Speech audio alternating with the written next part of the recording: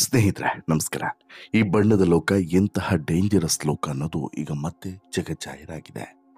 ಈ ಬಣ್ಣದ ಲೋಕದಲ್ಲಿ ಕೆಲವರ ಹಿಂದೆ ಬೀಳುವಂತಹ ಈ ನಿರ್ದೇಶಕರು, ನಿರ್ಮಾಪಕರು ಯಾವ ರೀತಿ ಅವರನ್ನು ಬಳಸಿಕೊಳ್ತಾರೆ ಅನ್ನೋದಕ್ಕೆ ಮತ್ತೊಂದು ಸಾಕ್ಷ್ಯ ಸಿಕ್ಕಿದೆ. ಅದು ಕನ್ನಡ ಅಂತಲ್ಲ, ಹಿಂದಿ ಅಂತಲ್ಲ, ಅಥವಾ ಇನ್ಯಾವುದೇ ಭಾಷೆ ಅಂತಲ್ಲ. ದೇಶದಲ್ಲಿರುವಂತಹ ಬಹುತೇಕ ಎಲ್ಲ ಚಿತ್ರರಂಗದಲ್ಲೂ ಕೂಡ ಇದೇ ರೀತಿಯಾದಂಥ ಪರಿಸ್ಥಿತಿ ಇದೆ. ಇಲ್ಲಿ ಅವಕಾಶಕ್ಕಾಗಿ ಬರುವಂಥ ಹೆಣ್ಣು ಮಕ್ಕಳನ್ನು ಕೆಟ್ಟದಾಗಿ ಬಳಸಿಕೊಳ್ಳುವಂತಹ ಅದೆಷ್ಟೋ ದುರುಳರಿದ್ದಾರೆ.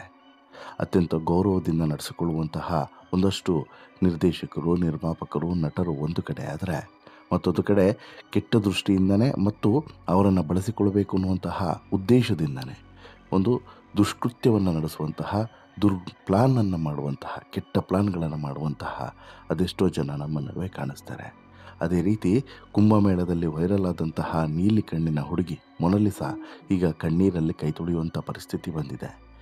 ಆಕೆಗೆ ಅವಕಾಶ ಕೊಡ್ತೀನಿ ಅಂತ ಹೇಳ್ಬಿಟ್ಟು ಆಕೆಯನ್ನು ಬಳಸಿಕೊಂಡು ಆಕೆಗೆ ನಿರಂತರವಾದಂಥ ದೌರ್ಜನ್ಯವನ್ನು ಕೊಟ್ಟಿದ್ದು ಮಾತ್ರವಲ್ಲದೆ, ಕೊನೆಗೆ ಈಗ ಆಕೆಗೆ ಮೋಸ ಮಾಡಿದಂತಹ ಕಾರಣದಿಂದ ನಿರ್ದೇಶಕ ಕಮ್ ನಿರ್ಮಾಪಕ ಈಗ ಅರೆಸ್ಟ್ ಆಗಿದ್ದಾನೆ, ಜೈಲು ಸೇರಿದ್ದಾನೆ.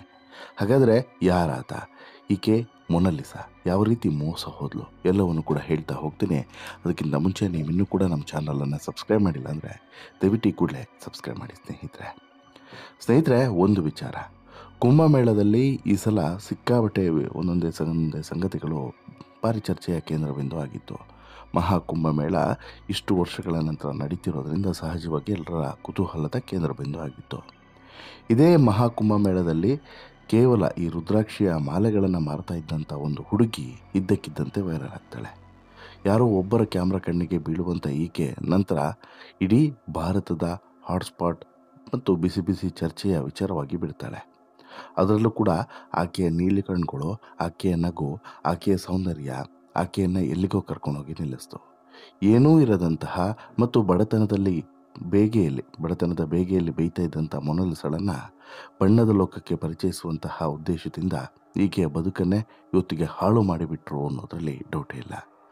ಸಿನಿಮಾ ಮತ್ತು ಈಕೆಯನ್ನು ಬಣ್ಣದ ಲೋಕದಲ್ಲಿ ಮಿಂಚುವಂತೆ ಮಾಡ್ತೀನಿ ಅಂತ ಹೇಳ್ಬಿಟ್ಟು ಆಸೆಯನ್ನು ತೋರಿಸಿ ಈಕೆಯನ್ನು ತನ್ನ ತೃಷೆಯನ್ನು ತೀರಿಸಿಕೊಳ್ಳೋದಕ್ಕೆ ಬಳಸಿಕೊಂಡಂತಹ ವ್ಯಕ್ತಿಯ ಈಗ ಬಂಧನ ಆಗಿದೆ, ಆತ ಜೈಲು ಸೇರಿದ್ದಾನೆ.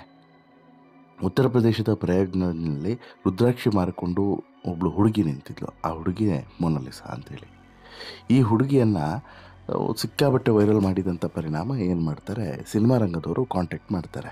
ಅದರಲ್ಲಿ ಒಬ್ಬ ನಿರ್ದೇಶಕ ಕಮ್ ನಿರ್ಮಾಪಕ ನಿನ್ನನ್ನು ಸಿನಿಮಾದಲ್ಲಿ ಹಾಕಿಕೊಳ್ತೀನಿ, ನಿನಗೆ ಸಿನಿಮಾದಲ್ಲಿ ಚಾನ್ಸ್ ಕೊಡ್ತೀನಿ ಅಂತ ಹೇಳ್ಬಿಟ್ಟು ಕರ್ಕೊಂಡೋಗಿದ್ದು ಮಾತ್ರವಲ್ಲದೆ ಆಕೆಯನ್ನು ಕಂಪ್ಲೀಟಾಗಿ ತನಗೆ ಬೇಕಾದಂತೆ ಬಳಸಿಕೊಳ್ತಾನೆ. ಆತ ಬೇರೆ ಯಾರಲ್ಲ, ಆತನೇ ಈ ಸನೋಜ್ ಮಿಶ್ರಾ. ಈ ಸನೋಜ್ ಮಿಶ್ರಾ ಮೇಲೇ ಈಗ ಮೊನಾಲಿಸಾ ದೂರನ್ನು ಕೊಟ್ಟಿರುವಂಥದ್ದು. ಅದು ಕೂಡ ಯಾವ ದೂರು, ಸಾಮಾನ್ಯವಾದಂಥ ದೂರಲ್ಲ, ಈಕೆಯನ್ನು ಬಳಸಿಕೊಂಡಂತಹ ದೂರು, ಈಕೆಯ ಮೇಲೆ ದೌರ್ಜನ್ಯವನ್ನು ಎಸಗಿರುವಂತಹ ದೂರು. ಹೌದು, ನಿರ್ದೇಶಕ ಸನೋಜ್ ಮಿಶ್ರಾ ಈಗ ಮೊನಾಲಿಸಾ ಒಂದಷ್ಟು ಆರೋಪಗಳನ್ನು ಮಾಡುವಂತೆ ಮಾಡಿದ್ದಾನೆ. ಸದ್ಯ ಆತನನ್ನು ಅರೆಸ್ಟ್ ಮಾಡಲಾಗಿದೆ, ಜೈಲಿಗೂ ಕೂಡ ಕಳಿಸಲಾಗಿದೆ. ಆಕೆಯ ದೂರಿನಲ್ಲಿ ಏನಿದೆ ಅಂತ ಹೇಳಿದ್ರೆ, ತನ್ನನ್ನು ಚಿತ್ರನಟಿ ಮಾಡೋದಾಗಿ ಹೇಳಿ ಈ ನಿರ್ದೇಶಕ ಕಮ್ ನಿರ್ಮಾಪಕ ಸುಳ್ಳು ಭರವಸೆಯನ್ನು ನೀಡಿ ಶೋಷಣೆಯನ್ನು ಮಾಡಿದ್ದಾನೆ ಅಂತ ಹೇಳ್ಬಿಟ್ಟು ದೆಹಲಿಯ ಪೊಲೀಸರಿಗೆ ದೂರನ್ನು ಕೊಟ್ಟಿದ್ದಾಳೆ.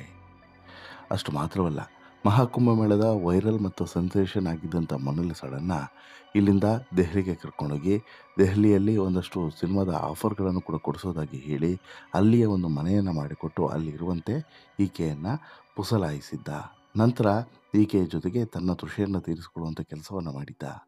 ಕೊನೆಗೆ ಕೈ ಕೊಡುವಂಥ ಪ್ರಯತ್ನವನ್ನು ಕೂಡ ಮಾಡಿದ. ಅಷ್ಟರೊಳಗೆ ಮೊನಾಲಿಸಾ ರೊಚ್ಚಿಗೇಳ್ತಾಳೆ, ಲಾಕ್ ಆಗ್ತಾನೆ. ಹೌದು, ಮೊನಾಲಿಸಾಗೆ ಚಲನಚಿತ್ರದೊಂದರಲ್ಲಿ ಆಫರ್ ಕೊಡೋದಾಗಿ ಈ ಚಲನಚಿತ್ರ ನಿರ್ಮಾಪಕ ಕಮ್ ನಿರ್ದೇಶಕ ಸನೋಜ್ ಮಿಶ್ರಾ ಒಂದು ಆಫರನ್ನು ಈಕೆ ಕೊಡ್ತಾನೆ. ನಂತರ ಈಕೆ ಏನು ಮಾಡ್ತಾಳೆ, ಸರಿ ಅಂತ ಹೇಳ್ಬಿಟ್ಟು ಒಪ್ತಾಳೆ. ಇವಳಿಗೇನು ಕೂಡ ಗೊತ್ತಿಲ್ಲ. ಆರಂಭದಲ್ಲಿ ನಾವೆಲ್ಲರೂ ಕೂಡ ಯೋಚನೆ ಮಾಡಿದ್ವಿ ಈಕೆ ಬದುಕು ಇದೇ ರೀತಿ ಆಗುತ್ತೆ ಅಂತೇನೆ. ಅದೇ ರೀತಿ ಆಯಿತು. ಏನು ಮಾಡ್ತಾರೆ, ನಟಿ ಆಗೋದಕ್ಕೆ ಈಕೆಗೂ ಕೂಡ ಆಸೆ ಇತ್ತು. ಗೀಲ್ಸು ಅಂತ ಹೇಳ್ಬಿಟ್ಟು ಮನೋಜ್ ಮಿಶ್ರಾ ಜೊತೆಗೆ ಸಣ್ಣ ಪುಟ್ಟ ರೀಲ್ಸ್ಗಳನ್ನು ಮಾಡಿಕೊಂಡು ಆರಾಮಾಗಿ ಇದ್ದರು ಇಬ್ಬರು ಕೂಡ.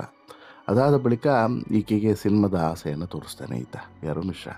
ಸಿನಿಮಾದ ಆಸೆಯನ್ನು ತೋರಿಸಿ, ಬಾ ನೀನು ಡೆಲ್ಲಿಗೆ, ಅಲ್ಲಿ ಒಳ್ಳೊಳ್ಳೆ ಸಿನಿಮಾಗಳಲ್ಲಿ ಅವಕಾಶವನ್ನು ಕೊಡಿಸ್ತೀನಿ, ನನ್ನ ಸಿನಿಮಾದಲ್ಲೂ ಕೂಡ ನಟಿಸುವಂತೆ ಅಂತಲೂ ಕೂಡ ಕರ್ಕೊಂಡು ಹೋಗ್ತಾನೆ. ಕರ್ಕೊಂಡು ಹೋದಾಗ ಆರಂಭದಲ್ಲಿ ಈಕೆ ಅಷ್ಟು ಎಂಟರ್ಟೈನ್ಮೆಂಟನ್ನು ಮಾಡೋದಿಲ್ಲ. ನಂತರ ಎಲ್ಲೋ ಒಂದು ಕಡೆ ಈಕೆಗೂ ಕೂಡ ನಂಬಿಕೆ ಬರುತ್ತೆ. ಪದೇ ಪದೇ ಕಾಲು ಮೆಸೇಜು ಎಲ್ಲ ಮಾಡ್ತಿದ್ದಾರೆ. ಹಾಗಾಗಿ ನಂಬಿಕೆ ಬರುತ್ತೆ. ಆರಂಭದಲ್ಲಿ ಒಟ್ಟಿಗೆ ರೀಲ್ಸ್ ಮಾಡ್ತಾಯಿದ್ರು. ನಂತರ ಸ್ವಲ್ಪ ಕ್ಲೋಸ್ ಆಗ್ತಾರೆ. ಕ್ಲೋಸ್ ಆಗಿ ಒಂದು ಹಂತದ ಕಾಂಟ್ಯಾಕ್ಟು ಬೆಳೆದು ಬಿಡುತ್ತೆ. ಆಗ ಈಗ ಈಕೆ ಏನು ಹೇಳ್ತಾಳೆ, ನನ್ನ ಮೇಲೆ ಮತ್ತು ಬರುವಂತಹ ಒಂದಷ್ಟು ಪಾನೀಯಗಳನ್ನು ಕುಡಿಸಿ ದೌರ್ಜನ್ಯವನ್ನು ಎಸಗಿದ್ದಾರೆ ಅಂತ ಹೇಳ್ಬಿಟ್ಟು ಈಕೆ ಈಗ ದೂರ್ತಾ ಇದ್ದಾರೆ. ಅದೇ ಕಾರಣಕ್ಕೆ ಅರೆಸ್ಟನ್ನು ಮಾಡಿದ್ದಾರೆ. ಅರೆಸ್ಟ್ ಮಾಡಿದ್ದು ಮಾತ್ರವಲ್ಲದೆ ಜೈಲಿಗೂ ಕೂಡ ಕಳಿಸಿದ್ದಾರೆ. ಯಾರನ್ನು? ಈ ಸನೋಜ್ ಮಿಶ್ರನನ್ನು. ಅಸಲಿಗೆ ಇಲ್ಲಿ ಸಾಕಷ್ಟು ವಿಚಾರಗಳ ಬಗ್ಗೆ ನಾವು ಗಮನಿಸಲೇಬೇಕು. ಏನು ಒನ್ ಬೈ ಒನ್ ನೋಡ್ತಾ ಹೋಗೋಣ ಬನ್ನಿ. ಈಗ ಮೊದಲಿಗೆ ಈ ದೂರು ಮತ್ತು ಆತ ಅರೆಸ್ಟ್ ಆಗಿರೋದ್ರ ಬಗ್ಗೆ ಹೇಳೋದಾದರೆ, ಮಹಾಕುಂಭಮೇಳದಲ್ಲಿ ವೈರಲ್ ಆದಂಥ ಮೊನಾಲಿಸಾಗೆ ಚಲನಚಿತ್ರವೊಂದರಲ್ಲಿ ಆಫರ್ ಕೊಡೋದಾಗಿ ಈತ ಹೇಳ್ತಾನೆ. ಯಾರೋ ಸನೋಜ್ ಮಿಶ್ರಾ ಹೇಳ್ತಾನೆ. ಈತನ ವಿರುದ್ಧ ಮೊನ್ನೆ ಸೋಮವಾರ ಒಂದು ದೂರು ಕೂಡ ದಾಖಲಾಗ್ತದೆ. ದೂರು ದಾಖಲಾಗೋದು ಮಾತ್ರವಲ್ಲದೆ ಇಲ್ಲಿ ಪೊಲೀಸರು ಕೂಡ ತಡ ಮಾಡೋದಿಲ್ಲ. ಇಮಿಡಿಯೇಟ್ಲಿ ಆತನನ್ನು ಅರೆಸ್ಟ್ ಮಾಡ್ತಾರೆ. ಅರೆಸ್ಟ್ ಮಾಡಿದ ಬೆನ್ನಲ್ಲೇ ದೆಹಲಿ ಹೈಕೋರ್ಟಿಗೆ ಸನೋಜ್ ಮಿಶ್ರಾ ಜಾಮೀನು ಅರ್ಜಿಯನ್ನು ಹಾಕಿಬಿಡ್ತಾನೆ. ಆದರೆ ಆ ಅರ್ಜಿಯನ್ನು ಕೋರ್ಟ್ ತಿರಸ್ಕರಿಸುತ್ತೆ. ನಂತರ ಆತನನ್ನು ಜೈಲಿಗೆ ಕಳಿಸ್ಬಿಡ್ತಾರೆ. ಸನೋಜ್ ಮಿಶ್ರಾ ಏನು ಮಾಡ್ತಾನೆ, ನಟಿಯಾಗೋದಕ್ಕೆ ಆಕಾಂಕ್ಷಿಯಾಗಿದ್ದಂಥ ಸಣ್ಣ ಪುಟ್ಟ ಪಾತ್ರವನ್ನು ಮಾಡಬೇಕು ಅನ್ನುವಂತಹ ಒಂದಷ್ಟು ಕನಸನ್ನು ಕಂಡಿದ್ದಂತಹ ಈ ಯುವತಿ ಮೊನಾಲಿಸಾಳನ್ನು ಕರೆಸಿ ಆಕೆಯ ಮೇಲೆ ಪದೇ ಪದೇ ದೌರ್ಜನ್ಯವನ್ನು ಎಸಗಿದ್ದಾನೆ ಅನ್ನೋಂಥ ಆರೋಪ ಇದೆ. ಈ ಬಗ್ಗೆ ಸ್ವತಃ ಮೊನಾಲಿಸಾ ನಬಿ ಕರೀಂ ಪೊಲೀಸರಿಗೆ ದೂರನ್ನು ಕೊಟ್ಟಿದ್ದಾಳೆ. ಈ ಪ್ರಕರಣವನ್ನು ದಾಖಲಿಸಿಕೊಂಡಂಥ ಪೊಲೀಸರು ಇಮಿಡಿಯೇಟ್ಲಿ ಆ ಕಾಡಕ್ಕೆ ಇಳಿತಾರೆ. ಮತ್ತು ಇದೊಂದು ಹೈ ಪ್ರೊಫೈಲ್ ಕೇಸ್ ಥರನೇ ಇದೆ. ಯಾಕಂತೇಳಿ ತುಂಬ ಪಾಪ್ಯುಲರ್ ಆಗಿರುವಂಥ ಹುಡುಗಿ ಅಲ್ವ ಯಾರೋ ಮೊನಾಲಿಸಾ. ಆಗ ಒಂದೊಂದೇ ಅಂಶಗಳನ್ನು ಕೆದಕ್ತಾ ಹೋಗ್ತಾರೆ. ಇನ್ನು ಮೊನಾಲಿಸಾ ಕೊಟ್ಟಿರುವಂಥ ದೂರಿನಲ್ಲಿ ಆಕೆ ಮೊದಲಿಗೆ ಟಿಕ್ಟಾಕ್ ಮತ್ತು ಇನ್ಸ್ಟಾಗ್ರಾಮ್ನಲ್ಲಿ ರೀಲ್ಸ್ಗಳನ್ನು ಮಾಡುವಂಥ ಸಂದರ್ಭದಲ್ಲಿ ಸನೋಜ್ ಮಿಶ್ರಾ ಆಕೆಯನ್ನು ಸಂಪರ್ಕಿಸಿದಂತೆ. ನಂತರ ಏನಾಗುತ್ತೆ, ಇವರು ನಿರಂತರವಾದಂತಹ ಕಾಂಟ್ಯಾಕ್ಟ್ನಲ್ಲಿ ಇರ್ತಾರೆ. ನಂಬರ್ ಎಕ್ಸ್ಚೇಂಜ್ ಆಗುತ್ತೆ. ಫೋನಲ್ಲೂ ಕೂಡ ಮಾತುಕತೆ ಅದು ಕೂಡ ಆಗ್ತಾ ಇರುತ್ತೆ. ಇದಾದ ನಂತರ ಸನೋಜ್ ಮಿಶ್ರಾ ಝಾನ್ಸಿ ರೈಲ್ವೆ ನಿಲ್ದಾಣಕ್ಕೆ ಬಂದಿರೋದಕ್ಕೆ ಮೊನಾಲಿಸಾಗೆ ಕಾಲ್ ಮಾಡಿ ಹೇಳ್ತಾನೆ. ಜೊತೆಗೆ ಭೇಟಿ ಮಾಡಬೇಕು ಅಂತಲೂ ಕೂಡ ಒತ್ತಾಯ ಮಾಡ್ತಾನೆ. ಆದರೆ ಮೊನಾಲಿಸಾ ಮೊದಲು ಜನ ಸೇರ್ತಾರೆ, ಹಾಗಾಗಿ ನಾನು ಬರಲ್ಲ ಅಂತಲೂ ಕೂಡ ಹೇಳ್ತಾರೆ. ಆದರೂ ಕೂಡ ಸನೋಜ್ ಮಿಶ್ರಾ ಭೇಟಿಯಾಗದೇ ಇದ್ದರೆ ನಾನು ಜೀವವನ್ನು ತೆಗೆದುಕೊಳ್ತೀನಿ, ಇಲ್ಲೇ ನಾನು ಜೀವ ಬಿಡ್ತೀನಿ ಅಂತ ಹೇಳ್ಬಿಟ್ಟು ಬೆದರಿಸ್ತಾನೆ. ಹೀಗಾಗಿ ಭಯವಾಗಿ ನಾನು ಅವರನ್ನು ಭೇಟಿ ಮಾಡಿದೆ ಅಂತ ಹೇಳ್ಬಿಟ್ಟು ದೂರಿನಲ್ಲಿ ತಿಳಿಸಿದ್ದಾಳೆ ಮೊನಾಲಿಸಾ. ಭೇಟಿಯಾದ ಬಳಿಕ ರೆಸಾರ್ಟ್ಗೆ ಕರ್ಕೊಂಡು ಹೋಗ್ತಾನೆ ಈ ಸನೋಜ್ ಮಿಶ್ರಾ. ಅಲ್ಲಿ ಮಾದಕ ದ್ರವ್ಯವನ್ನು ನೀಡಿ ಈಕೆಯ ಮೇಲೆ ದೌರ್ಜನ್ಯವನ್ನು ಎಸಗಿದ್ದಾನೆ ಅಂತ ಹೇಳ್ಬಿಟ್ಟು ಮೊನಾಲಿಸಾ ದೂರಿನಲ್ಲಿ ಆರೋಪವನ್ನು ಮಾಡಿದ್ದಾಳೆ.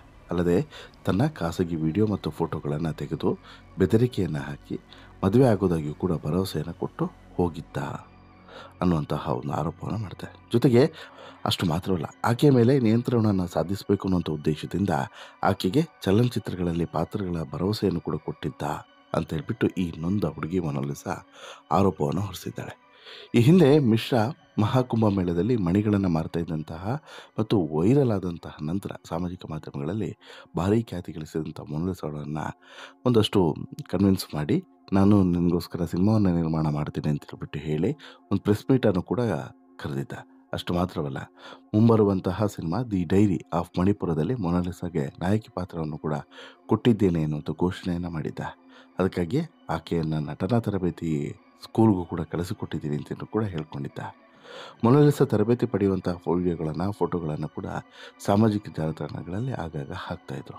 ಆದ್ರೀಗ ಎಲ್ಲೋ ಹುಟ್ಟಿ ಹೊಟ್ಟೆಪಾಡಿಗಾಗಿ ದುಡಿದು ಜೀವನವನ್ನು ಮಾಡ್ತಾಯಿದ್ದಂಥ ಹುಡುಗಿ ಬದುಕು ಬೀದಿಗೆ ಬಂದಿರುವಂಥ ಮಾತ್ರ ದುರಂತ.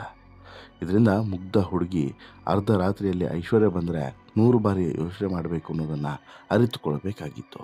ಏನೋ ಮಾಡೋಕ್ಕೋಗಿ ಇನ್ನೇನೋ ಮಾಡಿಕೊಂಡು ಇವತ್ತು ಬದುಕು ಬೀದಿಗೆ ಬರುವಂತಾಗಿದೆ. ಬಹುಶಃ ಇದು ಹಾಗೇ ಆಗುತ್ತೆ ಅಂತೇಳ್ಬಿಟ್ಟು ಎಲ್ರಿಗೂ ಕೂಡ ಗೊತ್ತಿತ್ತು. ಈ ಹಿಂದೆ ಈ ಮೊನಾಲಿಸಾ ಎಲ್ಲಿದ್ದಾಳೆ, ಏನು ಮಾಡ್ತಿದ್ದಾಳೆ ಅನ್ನುವಂತಹ ಒಂದು ಸ್ಟೋರಿಯನ್ನು ಮಾಡಿದಾಗ ಇದೇ ವಿಚಾರದ ಬಗ್ಗೆ ನಾವು ಮಾತನಾಡಿದ್ವಿ. ಅಂದರೆ ಇಲ್ಲ, ಕಷ್ಟ ಇದೆ ಮೊನಾಲಿಸಾ ಬದುಕು ಮುಂದೆ ಅಂತೇಳಿ. ಅದೇ ರೀತಿ ಆಯಿತು. ಅದಾಗಿ ಇನ್ನು 1 ತಿಂಗಳು ಆಗಿರಲಿಲ್ಲ, ನಾವು ಮಾತನಾಡಿ 1 ತಿಂಗಳು ಕೂಡ ಆಗಿರಲಿಲ್ಲ. ಅದರೊಳಗೆ ಇಂಥದ್ದೊಂದು ಸುದ್ದಿ ಬಂದಿರೋದು ಅತ್ಯಂತ ಬೇಸರದ ಸಂಗತಿ. ಪಾಪ ಆ ರುದ್ರಾಕ್ಷಿ ಮಾರಿಕೊಂಡು ದಿನಕ್ಕೆ 20 ರೂಪಾಯೋ 30 ರೂಪಾಯೋ 50 ರೂಪಾಯೋ 100 ರೂಪಾಯೋ ಏನೋ ಉಳಿಸ್ಕೊಂಡು ನೆಮ್ಮದಿಯಾಗಿ ಗಂಜಿ ಉಣ್ಕೊಂಡು ಇದ್ದರು. ಬಟ್ ಈಗ ಈ ಬಣ್ಣದ ಲೋಕದ ಮೋಹಕ್ಕೆ ಬಿದ್ದು ಇಂತಹ ದುರುಳರ ಸಂಘವನ್ನು ಮಾಡಿದಂಥ ಪರಿಣಾಮ ಬದುಕು ಬೀದಿಗೆ ಬಂದಿದೆ ಅಂತ ಹೇಳಿದ್ರು ಕೂಡ ಸುಳ್ಳಾಗಲ್ಲ. ವಾಟೆವರ್, ಇಂತಹ ದುರುಳರಿಗೆ ಶಿಕ್ಷೆ ಆಗಲೇಬೇಕು. ಅವಕಾಶಕ್ಕಾಗಿ ತನ್ನ ತೃಷೆಯನ್ನು ತೀರಿಸಿಕೊಳ್ಳುವಂಥ ದುರುಳರಿಗೆ ಶಿಕ್ಷೆ ಆಗಲೇಬೇಕು. ಇಲ್ಲಿ ಈ ಮೊನಾಲಿಸಾಗೆ ನ್ಯಾಯ ಸಿಗಲೇಬೇಕು ಅನ್ನೋದು ನಮ್ಮ ಆಗ್ರಹ ಕೂಡ.